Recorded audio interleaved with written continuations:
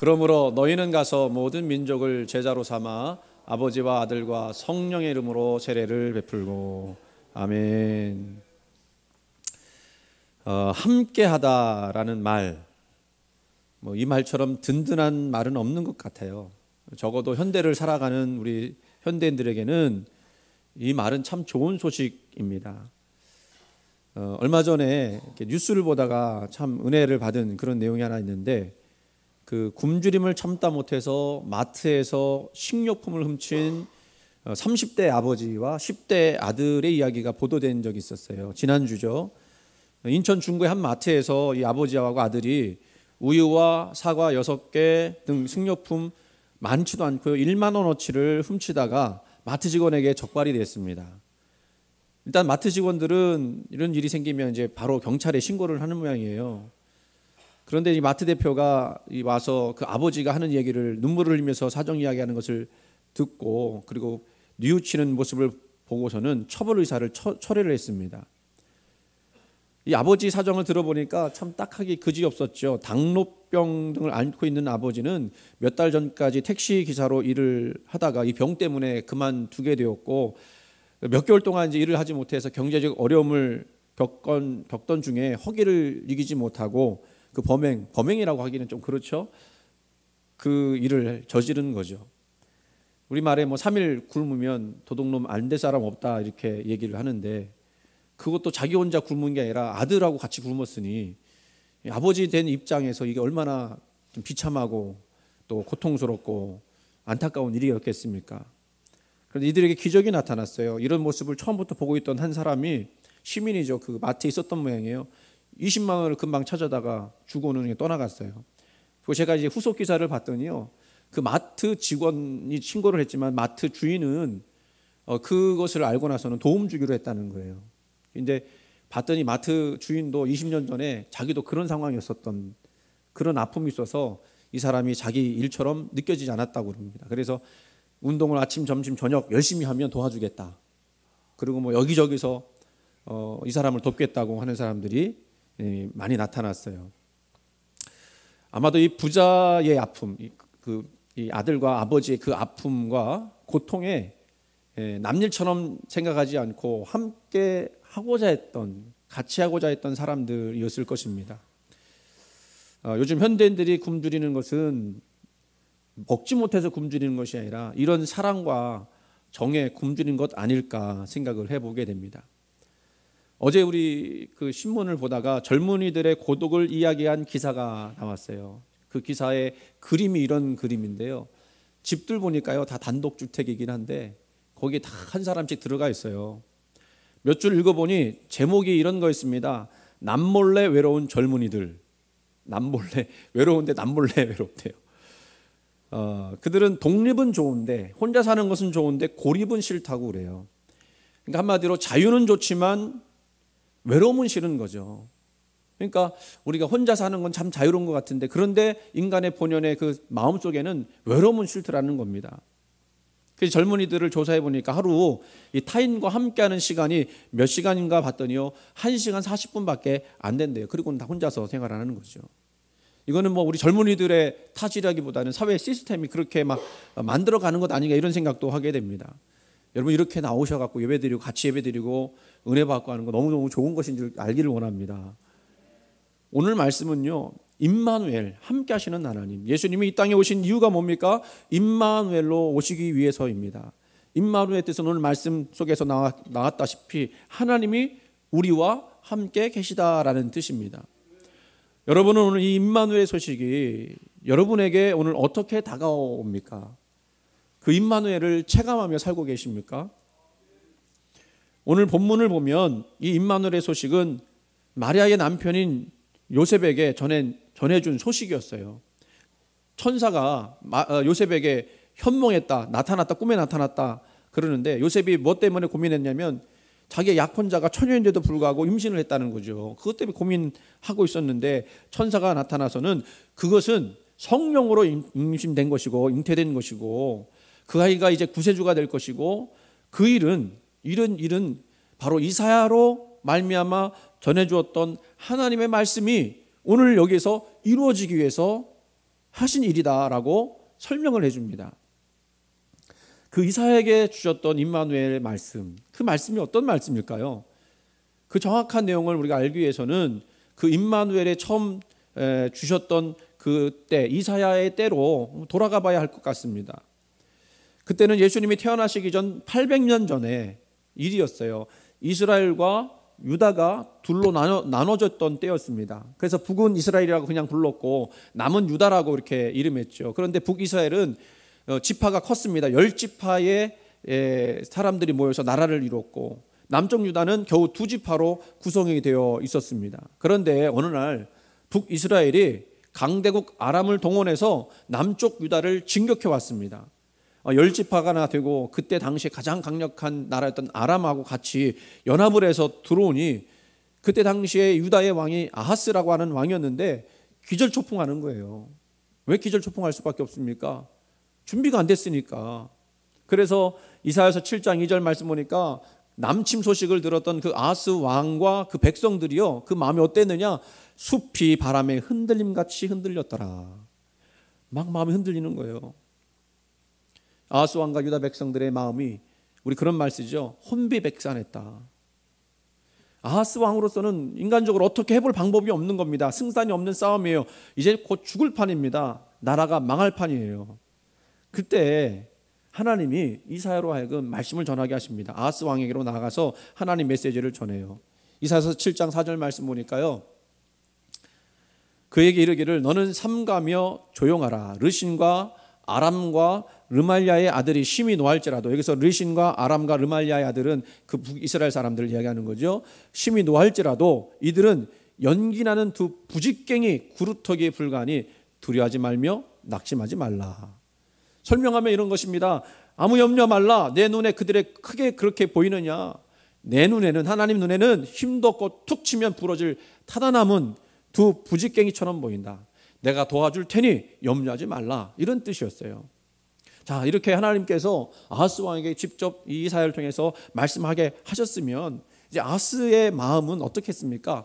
하나님이 그렇게 말씀하시니까 마음이 놓이지 않았겠습니까? 그런데 그랬을까요? 반대였습니다. 당장 하나님은 눈에 보이지 않고요, 뭐만 보이느냐면 중무장한 강력한 연합군이 눈앞에 쳐들어오고 있었어요. 그것이 보이는 거예요. 이런 모습은 보니까 오늘 살아가는 연약한 기독교인들의 모습이 아닐까, 이런 생각도 해요.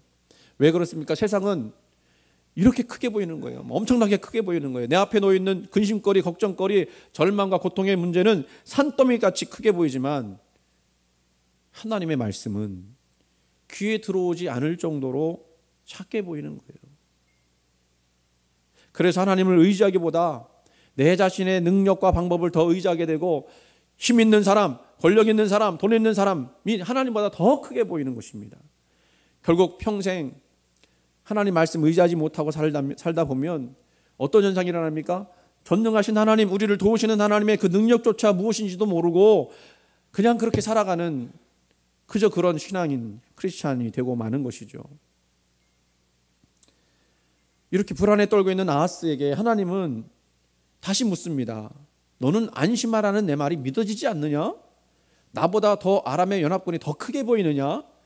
그렇다면 너와 내 백성을 구원해 주겠다는 내 말이 사실인 것을 보여줄 테니 너는 내게 징조를 구하라. 징조를 구한다라고 하는 것은 하나님이 그렇게 하실 것에 대한 증거를 보여달라고 하는 거죠.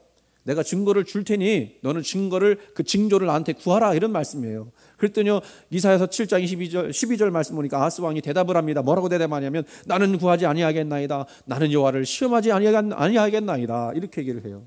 얼핏 들으면 굉장히 겸손한 말로 그렇게 들려지는 말입니다만은 그렇지 않아요. 아하스가 징조를 구하지 않는다는 얘기는 무슨 얘기냐면요, 그 아하스 왕이 하나님 말씀을 믿을 수 없다라는 그런 얘기예요. 이런 얘기입니다. 하나님, 징조를 구해서 뭐합니까? 구해보나 마나 지금 다 끝난 일이 아닙니까? 지금 저기서 연합군이 쳐들어오는데 지금 내가 이거 어떻게 막아요? 하나님, 아무리 징조를 보여준다 해도 내가 이길 수 있는 방법이 있습니까? 그런 그 반어법적인 내용이었죠. 그러면 하나님 어떻게 하셔야 될까요? 에라 때려쳐라 임마, 그러고 말아야 될 것 같은데 하나님은 하나님의 뜻을 이루기를 원하셨어요. 그래서 이런 불신앙적인 아하스를 다시 끌어안습니다. 그리고 아하스에게 결정적인 말씀을 주십니다. 너를 구해준다는 내 말을 안 믿겠다는 것이지 그러면 내가 친히 징조를 보여주마. 보라, 처녀가 잉태하여 아들을 낳으리니 그 이름을 임마누엘이라 하리라. 여기서 나온 말씀이 임마누엘이에요. 하나님이 이 말씀을 통해서 당시에 그 아하스 왕의 그 위기에 처한 그 나라를 구하시겠다고 하신 말씀이었지만 동시에 800년 후에 이루어질 예수 그리스도의 동정녀 탄생의 사건을 아하스를 통해서, 이사야를 통해서 먼저 우리에게 미리 고지하셨다는 것입니다. 그런데 말입니다. 어디서 많이 들어본 소리죠? 지금 쳐들어 내려오고 있는 강력한 아람과 그리고 이스라엘 연합군, 근데 그것과 처녀가 잉태하여 아들을 낳는다는 것이 무슨 상관이 있기에 하나님은 그걸 징조로 보여주겠다고 말씀하셨을까요? 좀 이해하기가 어려워요. 맥락이 그냥 툭 하고 갑자기 다른 데로 넘어가는 것 같이 느껴집니다. 하나님의 말씀은 이런 것입니다. 그럼 설명을 좀 들어야 이해할 수 있어요. 하나님은 아하스에게 지금 쳐내려고 있는 그 아람과 이스라엘의 연합군과 싸워 이기는 것 하고 처녀가 남자를 가까이 하지 않은 채 아이를 낳는 것, 어느 쪽이 더 어렵겠느냐 물어보시는 거예요. 어느 쪽이 더 불가능하게 보입니까? 전쟁이야, 여러분. 상대방이 아무리 강해도 우리 이순신 장군을 보면 12척 갖고 몇백 척을 이겼잖아요. 그런 경우도 있지 않습니까? 전쟁이라는 건 그런 경우도 있잖아요. 또 안 되면 잘하면 휴전도 할 수 있고요. 그런데 여러분, 처녀가 남자를 가까이 하지 않았는데 임신하는 것은 이게 자연적으로 가능한 일입니까? 이게 불가능한 일 아닙니까? 그 얘기를 하시는 것은 무에서 유를 창조하시는 하나님의 신적 능력이 이제 너에게 임할 것이다. 그것은요, 그 자체로는요, 하나님이 새 우주를 창조하는 것과 같아요. 하나님의 능력으로 새롭게 창조하는 것과 같습니다. 하나님은 두려움에 떨고 있는 아하스에게 처녀가 잉태하여 아이를 갖게 하는 그 초능력적인 능력으로, 그런 능력으로 쳐들어오고 있는 그 연합군으로부터 지켜줄 테니 안심하라 라고 하는 굿 뉴스, 복음을 선포하고 있는 거예요. 내가 불가능하다고 생각하는 일에 기적을 통해 내가 구원해 주겠다는 약속입니다. 사람의 힘으로는 도저히 할 수 없는 일이지만 하나님이 함께 하시면 그 일도 가능하게 되겠다고 하는 뜻인 것이죠. 이게 바로 성탄의 기쁜 소식입니다. 불가능으로 가득한 세상 속에서, 또 모순으로 가득 찬 세상 속에서, 질병과 공포가 가득한 세상 속에서 처녀가 잉태하여 아들을 낳게 하는 그 초자연적인 하나님의 능력으로 너를 구원해 주겠다라고 하는 그런 말씀인 거예요. 우리가 자연적으로 하면 우리가 구원받을 수 있습니까? 우리 힘으로 구원받을 수 있습니까? 우리 능력으로 구원받을 수 있어요? 그런데 할 수 없는 일을 하나님이 처녀가 잉태하여 아들을 낳는 것 같은 능력으로 우리를 구원해 주시겠다고 하는 메시지인 거예요. 그러니까 처녀가 잉태한 것이 복음이 되는 거죠. 다시 말하면 오늘날 우리 신약적인 내용으로 보면 죽은 자를 다시 살리시는 하나님의 능력이 우리와 함께 하신다라는 그런 말씀인 것입니다. 그래서 하나님을 믿고 하나님을 만나게 되면 그런 자들에게 소망 없는 자가 소망을 가지게 되고요, 실패자가 성공자가 되고 믿음 없던 자가 믿음을 갖게 되는 거예요. 이게 자연적으로 될 수 있을 것 같은데 성경은 그것이 우리 힘으로는 안 되는데 하나님이 함께 하실 때 일어나는 일이라고 설명해 주고 있어요. 그러면 왜 행복하고 영생해야 될 그 인간은 이토록 얼룩진 세상 속에서 절망하고 고통하고 낙심하며 살아가게 되는 것일까? 뭐 여러 가지 이유가 있지만 뭐 경제적인 상황과 사회적인 상황과 뭐 이런 그 내용들이 있겠지만 근본적인 원인은 성경은 죄라고 말씀하고 있죠. 그 죄는 어떤 것입니까? 마치 암세포가 사람 몸에 퍼져 사람을 죽이듯이 인간의 죄가 사람의 영혼을 죽이는 거예요. 그러다 보니까 이 세상이, 하나님 만드신 세상이 왜곡이 되었습니다. 비틀어졌습니다. 이상해졌습니다. 죄가 판을 치는데 그 죄를 더 좋아합니다. 그러니 그 속에 있는 백성들이 어떻게 구원받을 수 있겠어요? 그런데 오늘 본문에서는 예수님의 나심을 전해주면서 그 이름을 예수라고 그렇게 붙이라고 했죠. 그 예수의 이름이 뭐죠? 그가 자기 백성을 그들의 죄에서 구원할 자라고 하는 뜻을 가지고 있습니다. 다시 말씀드리면 죄가 무엇이냐, 이 이름을 통해서 볼 때 하나님을 떠나 사는 삶이 바로 죄악의 삶인 것이다. 죄가 뭐라고요? 하나님을 떠나 사는 것 자체가 죄인 거예요. 그러니까 우리가 뭐 도둑질을 하는 것도 죄고 또 사람을 때리는 것도 죄고, 하지만 그 근원적인 내용은 뭐냐면 하나님 없이 사는 거, 하나님 없이 자기 마음대로 사는 거, 그게 죄라는 거예요. 하나님을 떠나 살면요, 사람들이 생각할 때 자유스럽고 행복할 것 같지만 그것은 결국 죽는 길이죠. 그런 것에 자유에 대한 말씀을 한 번 더 나눌 기회를 가지려고 그러는데요. 뭐 사람들은 자유로우면 자기가 행복한 줄 압니다만 그렇지 않습니다. 그 자유가 죄가 되고 죄가 결국은 죽음을 낳는 거죠. 그래서 그 착각하고 있는 그 백성들을 위해서, 자기 백성을 그 죄에서 구원하시기 위해서 이 땅에 오신 분이 예수님이신 거예요. 그때 그 구원하는 능력은 어떤 구원하는 능력입니까? 처녀를 잉태하는 그 초자연적인 능력으로 우리를 구원하시겠다는 뜻이죠. 우리가요, 하나님 믿는 백성으로서 이 세상을 살아간다고 하는 것, 때로는 얼마나 힘든 일인지 알 수 없습니다. 우리가 하나님 믿기 때문에 지켜야 될 것들이 있잖아요. 그런 것들을 지키면서 산다고 하는 거, 그냥 세상 사람들처럼 뭐 죄의식 느끼지 않고 그냥 양심 없이 살아갈 수도 있겠지만, 우리 하나님 믿는 사람이기 때문에 하나님 믿는 믿음으로 살아갈 때는 여러 가지 어려운 일이 있어요. 그것은 마치 연합군을 맞이했던 그 아하스 왕이 가졌던 그 마음과 같을 것입니다. 세상이 얼마나 강합니까? 세상을 어떻게 우리가 감당할 수 있습니까? 거기에 비해 우리 신자, 하나님 믿는 사람들은 또 얼마나 초라하게 보여요. 권력을 잡고 세상을 뒤흔들고 있는 사람들, 또 거대한 공룡처럼 돈의 흐름을 잡고 있는 사람들, 그런 사람들을 볼 때 우리는 실망하게 되죠. 그리고 우리는 어떤 생각합니까? 아무리 올라가려고 해도 올라갈 수 없는 성공사다리들, 중간에 끊긴 것 같아요. 우리는 정녕 이런 삶 속에서 구원받은 자들이라고 말할 수 있을까? 이게 우리가 느끼는 거 아닙니까? 이런 모든 사회 현상들 결국 어디서부터 흘러나왔습니까? 인간의 욕심과 탐욕, 그리고 시기와 살인과 같은 죄악들에서부터 시작되었어요. 사람들은요, 더 많이, 더 크게를 외치면서 거기에 몰두합니다. 그리고 그것을 위해서 많은 것들을 희생하며 나갑니다. 그 속에서 정말 정령 구원이 있을 수 있을까? 그리고 우리는 그 속에서 구원받은 삶으로서 살아갈 수 있을까? 성경은 우리 스스로는 그런 삶 속에서 구원받을 수 없다고 이야기해요. 그런데 오늘 하나님은 그러면서 다시 말씀하시기를, 그렇게 죽어가면서도 그 죽어가는지 모르는 그 영혼들에게 복된 소식을 전해주겠다는 거예요. 그게 뭡니까? 임마누엘, 처녀가 잉태하여 아들을 낳으시는 그 능력으로 우리를 구원하시기 위해서 오신 하나님, 그 능력으로 함께 하시는 임마누엘. 전능하신 하나님이 나와 함께 하신다고 하는 것을 굳게 믿으면 아람과 이스라엘의 그 연합군처럼 크게 보이는 그 세상도 크게 보이지 않습니다. 오히려 세상을 정복하면서 살게 될 줄로 믿습니다. 세상을 마치 하나님처럼 타다 남은 부지깽이 그 정도로 우습게 보면서 살 수 있습니다. 그렇게 되기를 간절히 원합니다. 그것이 처녀가 잉태하여 아들을 낳게 하는 하나님의 능력, 그걸 의지하면서 살아가는 거죠. 이것이 바로 오늘 우리에게 주신 성탄의 기쁜 메시지입니다.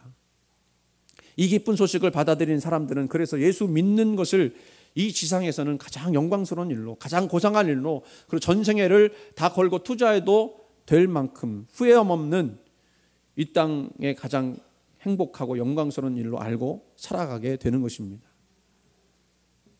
이렇게 임마누엘은 우리에게 좋은 소식이 되어서 다가오고 있습니다. 그런데 여러분들에게 오늘 이 말씀이, 또 이 소식이 정말 기쁜 소식이 되고 있습니까? 우리가 아무리 설교를 들어도요, 그 설교 말씀을 들어도 내가 이 말씀을 붙들고 살지 않으면 소용없다는 얘기를 드리고 싶어요. 혹시 하나님이 함께 하신다고 하면서 내 문제는 언제 해결해 주실 것입니까? 질문하고 토라져 있지는 않습니까? 아니, 예수님 믿으면 임마누엘 하신다고 하셨고 나를 도와주신다고 했는데 여전히 힘든 건 내 문제예요. 하나님이 그 문제를 가져가신 것 같지 않습니다. 그래서 하나님 함께 하신다고 하면서 내 문제는 언제 해결해 주십니까? 임마누엘이라고 하면서 내 사업은, 내 가정은 언제 회복이 되게 하실 것입니까? 기도하고 기다리고 있는데 언제 어느 때에 응답해 주실 겁니까? 혹시 우리 마음 가운데 이런 서운한 마음으로 하나님께 나가는 부분들 있지 않습니까? 여기서 우리는요, 이 임마누엘이란 그 참된 의미가 뭔지를 또 생각해 봐야 돼요. 우리가 오늘 말씀을 보니까 그 아하스의 예를 통해서 이사야가 그 하나님의 그 능력을 보여주셨을 때, 아, 하나님은 우리의 소원을 이루어주시는 분이구나. 우리가 불가능한 일을 감당할 때 그 불가능한 일을 하나님 함께 하시면 무조건 해결해 주시는 분이구나 라고 생각할 수 있어요. 물론 그럴 때도 있겠죠. 하나님 우리 도우시면 우리가 감당해야 될 일들 중에 어렵고 힘든 일들을 해결해 주시는 그런 분이시죠. 저도 그런 경험 많이 경험해 봤습니다. 그리고 살아계신 하나님이 그렇구나, 정말 내 삶 속에서 하나님이 살아계시구나 라는 것을 경험할 때도 많이 있었습니다. 그런데요, 그것을 왜곡하면 안 돼요. 임마누엘, 하나님 우리와 함께 하신다, 이 말이 어떤 느낌으로 다가옵니까? 그냥 무조건적으로 하나님이 내 편이 되어줄 것이다 이런 생각으로 임마누엘을 끌어당기지 않았습니까? 다시 말씀드리면 내 기득권을 지키기 위해서, 내 욕망을 실현하기 위해서 하나님을 자기 편으로 끌어들이는 거, 이거는 임마누엘을 왜곡하는 거예요.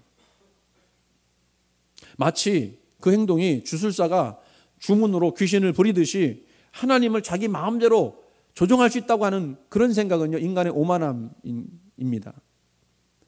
그들의 행위는 어떤 것이냐면 하나님이 우리와 함께 계시다, 우리와 함께 계시다 하는 것에 강조를 두고 있어요.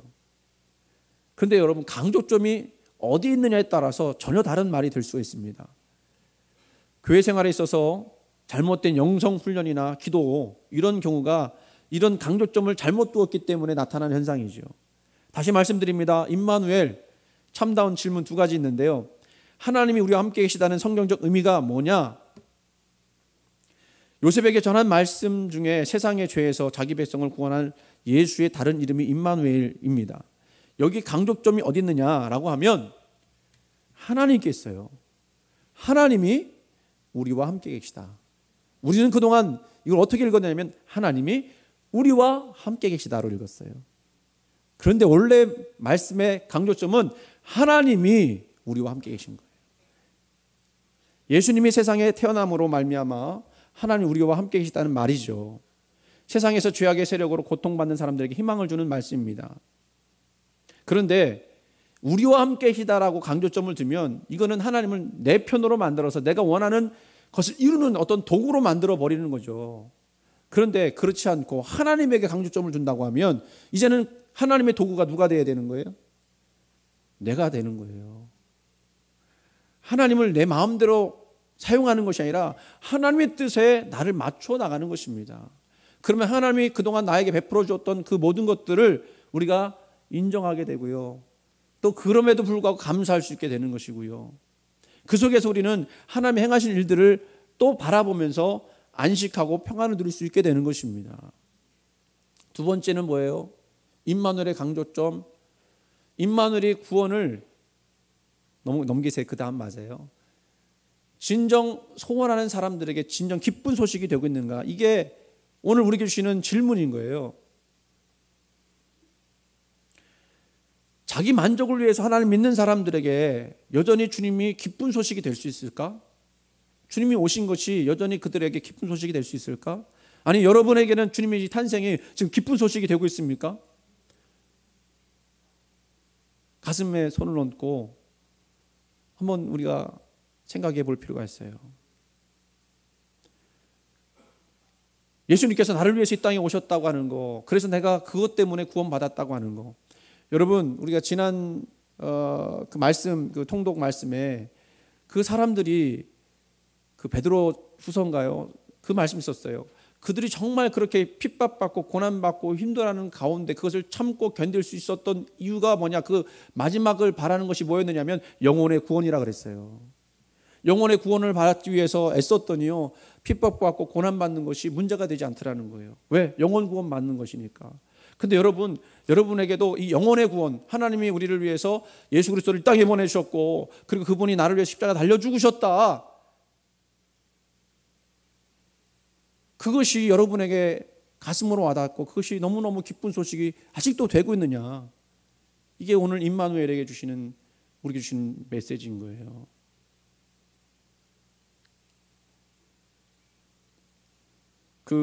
오늘 설교 본문에는 나와 있지 않지만 갑자기 생각이 났어요. 그리고 좀 은혜가 되는 이야기라서 말씀을 드릴게요. 어느 유대인들이 독일 나치 시대에 죽어가는 것들을 이렇게 설명한 글이 있었어요. 그거를 누가 고백했느냐면 유대인들을 죽였던 그 독일군 병사가 죽어가면서 회개하겠다고 유대인을 불러달라고, 내가 이런 죄를 졌는데 유대인에게 내가 용서를 받아야 되겠다고 하면서 유대인을 불러다가 한 얘기예요. 실제 있었던 일이죠. 뭐 가스실에서만 이 유대인들을 죽인 게 아니고 어떻게 죽였냐면 한 건물에다가 그 기름통 큰 통 있죠. 드럼통들을 갖다 놓고 유대인들을 거기다 집어넣고요. 폭탄을 터뜨렸어요. 그러면 어떻게 되겠어요? 거기서 큰 폭발이 일어나지 않았겠습니까? 근데 거기에는 성인들만 있는 게 아니고 아이도 있었어요. 아이도. 하나 아버지가 아이를 창문에 2층 창문에서 안고 있는 거예요. 그 불이 터져 갖고서는 사방에 불이 붙고 있는데 아이는 아직 아버지가 보호하고 있으니까 괜찮은데 아버지는 벌써 불에 붙어 갖고 타고 있는데 2층이었으니까 어떻게 해요? 여러분 불 붙으면 어떡할 것 같아요? 여러분 몸에. 그 고통이 너무 심하니까 떨어지는 거예요. 떨어지는 거.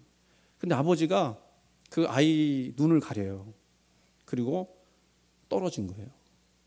어떻게 떨어졌을까요? 네? 그 아이를 먼저 이렇게 하고 떨어뜨렸을까요? 그 아이를 어떻게든 살리기 위해서 눈을 감고는 그 아이라도 살았으면 좋겠다고 눈을 감기고 이게 떨어진 거예요. 아이를 살리겠다고. 자기는 죽지만. 그 이야기를 이렇게 보면서 울었어요. 제가. 예수님이 우리를 구원하시기 위해서 이 땅에 오실 때 우리를 그렇게 보호하시기 위해 십자가에 달려 죽으셨는데 우리는 지금 그런 그 은혜를 날마다 느끼고 날마다 경험하고 살고 있는가? 저부터 회개가 되더라고요. 왜 그걸 못 볼까? 우리 영원 구원을 위해서 주님은 십자가 달려 죽으셨고 그것을 우리가 기념하기 위해서 우리 크리스마스 하고 있지만 언제부터인가 우리 마음속에 크리스마스는 그냥 행사가 돼버렸고 주님을 맞이하고자 하는 그런 간절한 소원과 마음이 왜 우리 속에서 자꾸 죽어지고 있을까? 무엇이 문제일까? 우리들 마음 가운데 혹시 하나님께 대한 사랑이 식어진 건 아닌가? 그런 생각을 했습니다. 여러분, 우리 주님, 여러분들 그 영혼을 구원하시기 위해서 이 땅에 오신 것을 기억하시기 바랍니다. 그리고 그 아버지처럼 우리를 살리기 위해서 그 고통, 자기가 죽는 한이 있더라도 그 아이를 살리기 위해서 떨어졌던 그 아버지 그 사랑이 그보다 더 큰 사랑이 예수님의 사랑이었다고 하는 사실을 오늘 우리가 깨닫고 나갈 수 있기를 주의 이름으로 간절히 축원을 드리고요. 오늘 임마누엘의 그 믿음과 신앙이 저와 여러분의 신앙이 되기를 주의 이름으로 축원을 드립니다. 우리 같이 한번 기도하기를 할 때에 하나님 이 땅에 나를 구원하시기 위해서 오신 예수 그리스도 그리고 나를 위해서 십자가 달려 죽으신 예수 그리스도 그분을 오늘 우리의 마음속으로부터 맞이하며 그분의 복된 소식 그 기쁨의 소식을 내가 내 마음속에 받아들일 때에 정말 내 마음속에 감동이 되고 기쁨이 되고 또 주님께 영광 돌리는 우리 모습이 되게 하여 주옵소서. 우리 주여 한번 외치면서 기도하겠습니다. 주여 하나님 아버지 오늘 주님 앞에 나옵니다. 주님께서 우리를 위하여 십자가에 달려 죽으시기 위해서 이 땅의 모든 백성들을 구원하시기 위해서 아버지 이 땅에 오셨고 작은 자로 오셨고 핍박받는 자로 오셨고 결국에는 십자가로 죽으신 그 사랑을 우리에게 보여주시기 위해서 이 땅에 오셨음을 우리가 깨닫습니다. 임마누엘의 주님 나를 구원하시기 위해서 스스로 고통받으시고 십자가로 나가셨던 그 주님을 왜 우리가 보지 못합니까?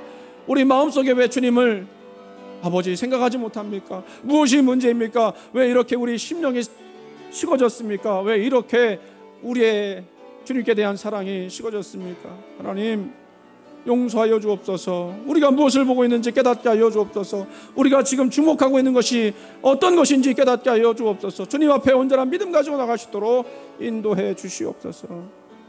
우리를 불쌍히 여겨주시고 우리를 긍휼히 여겨주시기를 원하고 기도하오니 축복해 주옵소서. 예수님의 이름으로 기도드리옵나이다.